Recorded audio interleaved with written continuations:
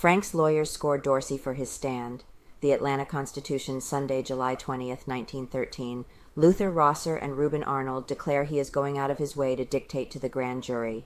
Exceeds province of Solicitor General Grand Jury will meet at 10 o'clock Monday morning to take up Conley case. Call is sent out. In reply to Solicitor General Hugh M. Dorsey's statements in regard to the proposed indictment by the grand jury of James Conley, the negro who has confessed complicity in the murder of Mary Phagan, attorneys Reuben R. Arnold and Luther Z. Rosser issued a statement Saturday afternoon in which they openly attacked the stand taken by the solicitor in protesting against the indictment of the negro. That the solicitor is exceeding his legal functions as a state officer is one point that the lawyers defending Leo M. Frank make in their statement, and they also severely criticize the solicitor for his detective work in the Phagan murder. The card also contains a reference to the statement made in the Constitution Saturday morning by attorney William M. Smith, representing the negro Conley.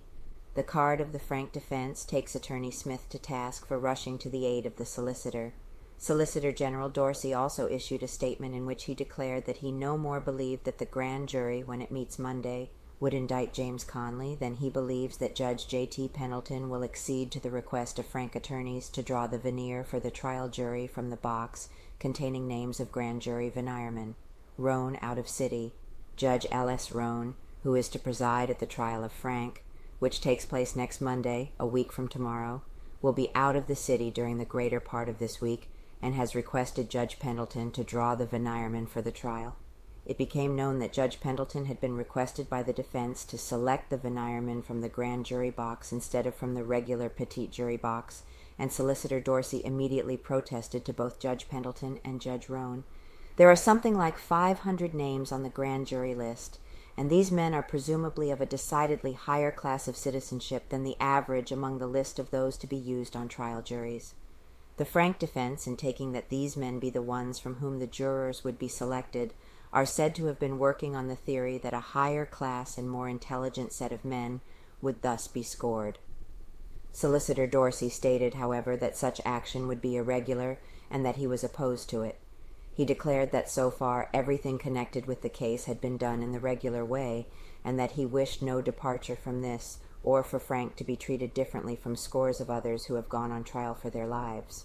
When Solicitor Dorsey was pressed for his reasons for stating that he did not believe that Conley would ever be indicted by the grand jury, he declined to enter into an explanation of this. Under the situation and considering the circumstances, he said, "I do not believe that this grand jury or any other would indict the negro." Does not expect indictment. Do you mean to indicate that the grand jury may return a no bill against the negro? He was asked. Well, I'm not discussing that, and he continued on page 2. Frank's lawyers score Dorsey continued from page 1. Farther, he replied, but I don't expect Conley's indictment to result from the meeting. The grand jury will meet at 10 o'clock Monday morning to take up the investigation of Conley's connection with the case. A call was sent out Friday afternoon by the foreman who gave the directions after the solicitor had flatly refused to issue the call. W.D. Beatty, a real estate operator who is foreman of the grand jury, also stated to the solicitor that the grand jury wished him to be on hand Monday, that the solicitor will make every effort to have the grand jurors reconsider their action in investigating Conley's connection with the case is not denied by the solicitor himself, and it is expected that the warmest fight that ever occurred in a grand jury room in Georgia will take place Monday when the question comes up.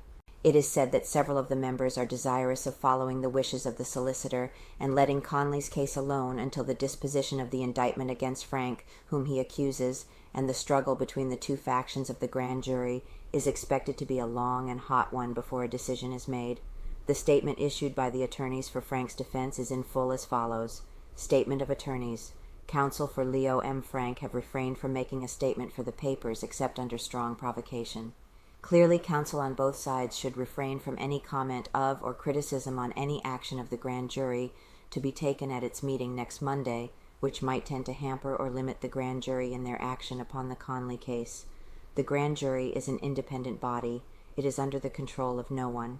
A Solicitor General is the adviser of that body as to legal principles merely, but he has no right to exercise any sort of control in determining who shall or shall not be indicted. to permit a Solicitor General to use the position entrusted to him by he people to decide for himself who shall and shall not be indicted is a danger too great to be contemplated. With this preliminary statement, we reluctantly make a reply to Solicitor Dorsey's interview in this morning's paper. It is rather remarkable that the Solicitor General and a person admitting complicity in a grave crime should get together in such harmonious concert of action as these two interviews show. Mr. Dorsey admits that the indictment of Conley will have only a mild but undesirable effect on the state's case against Leo M. Frank. Ought the Solicitor General for one moment to be influenced in his advice to the grand jury by any consideration of the effect upon anybody's case? It is not our understanding that the grand jury is organized to aid the Solicitor General in his management of cases in court. Their function is a higher one. They investigate every case of probable guilt and return an indictment. It could just as well be argued that the indictment of Frank might have had a mild but undesirable effect on Conley's case in case Conley had been first indicted. The position of the Solicitor General in this case has from the beginning been most remarkable. It has been heretofore understood that the solicitor was to try cases sent to him by the grand jury, but in this case, detective-like, the solicitor is seeking to determine who shall be indicted. Forgetting his legal and constitutional functions, he is undertaking to control the action of the grand jury. The citizens of this county elected Mr. Dorsey as Solicitor General, but Mr. Dorsey has mistaken the purpose of his election. Evidently, he believes that he was elected to be also the grand jury. The Solicitor General does his duty when he tries to the best of his ability cases sent to him by the grand jury. The solicitor falls far below the dignity of his office when he inflames public opinion, thereby inducing a conviction innocent or guilty. The solicitor has closed his eyes to these plain truths and has rushed into print day by day proclaiming the guilt of Frank and the innocence of this Negro, apparently for no purpose but to convict Frank, innocent or guilty, for the gratification of his professional pride. So far has the state's counsel forgotten the function of a prosecuting, which is only to ascertain the truth and convict the guilty, that Mr. Dorsey's detective assistant, Chief Lanford, in an interview in this morning's paper, uses the following language as to the Pinkerton detective Scott and Lanford's refusal to allow him to sue Conley. We did not want to embarrass Scott by requesting him to keep silent and did not risk the probability of letting new developments reach Frank's attorneys. Therefore, we were forced to prevent him from seeing the Negro. Why so much fear?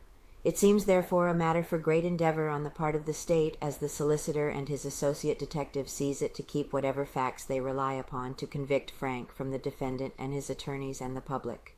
If the facts in the solicitor's possession were the truth, why so much fear as to letting them out?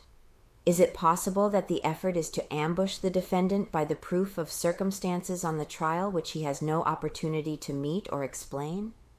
Is it possible that the state's object is to keep the defendant in the dark as to the state's evidence, and to so conduct its case that he will have no opportunity to know the facts relied upon to convict him, and no opportunity to clearly meet them and disprove them if they be false? The solicitor has undertaken in this case to hold certain witnesses in custody.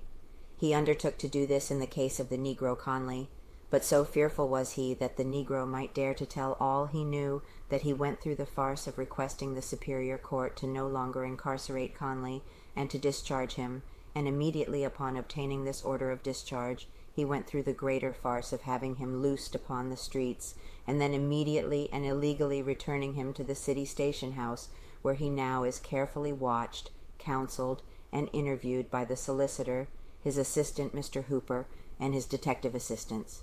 We have no criticism of the former grand jury, but some things happened before it as reported that tend at least to provoke serious inquiry. When Leo M. Frank's case was before the grand jury, and in the midst of it Conley made his first confession, forced thereto by the discovery that he could write, it was suggested to the solicitor that this confession be brought to the grand jury's attention.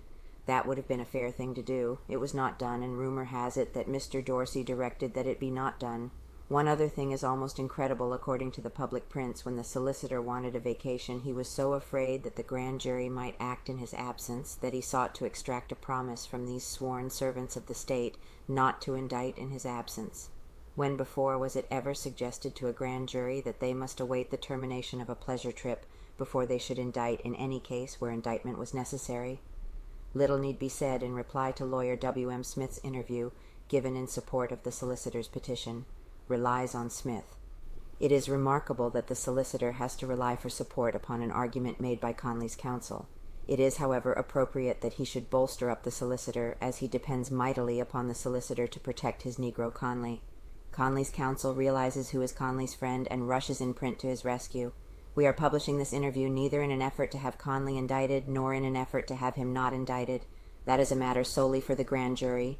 We are not making any appeal to them or to anybody else as to the effect Conley's indictment would have on the Frank case. So far as we are concerned, we feel that the failure of the Solicitor General to secure an indictment against a confessed accessory to the crime of murder would make far more capital in favor of Frank upon his trial than if he were indicted.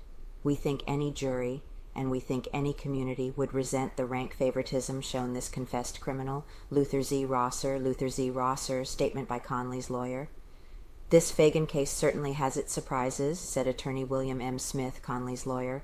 The grand jury breaking all known precedents, setting a new pace in Georgia criminal procedure, and now comes the remarkable proposition to disqualify 5,000 good, honest citizens of this county from service upon the jury in this case. It is said there are 6,000 citizens of this county who are considered by our jury commissioners to the sufficiently honest and upright to serve upon our juries and pass upon the question of the guilt or innocence of Mr. Frank. Mr. Frank, in his defense, proposes, according to the papers, to have his jury selected from the grand jury list alone. It seems he is getting some sympathy from that direction at this time. There are only about 1,000 on the grand jury list. This seems to mean that the other 5,000 who do not happen to be in the grand jury list are, therefore, considered by Mr. Frank, in his decision, to be undesirable jurors. It is rumored that friends of Mr. Frank are busily circulating among our people, with a view to obtaining from each possible juror an expression as to the personal opinion each man has as to the guilt or innocence of Mr. Frank. This would be much easier if the list was only 1,000 instead of 6,000 to work up. This is strange news that in a county such as ours of more than 200,000 population, only 1,000, composed mainly of our wealthier class, are considered sufficiently honest and upright by this man to try his case. Conley is not begging to be shielded. All he asks is a square deal, and he ought to have it. Let them both render account for their part in this brutal murder before juries selected regularly from the 6,000 honest jurors of this county, and not from any select juror class. It took 12 Virginia farmers to give a rich white man named Beatty justice in Virginia, and I doubt if any one of them was in the grand jury box of their county. As to indicting Conley at this time, I have looked over the list today, and I know too many honest men on the grand jury to believe that it will be done without some fight. Frank may have sufficient friends and influence to put it over, but we will wait and watch the line-up.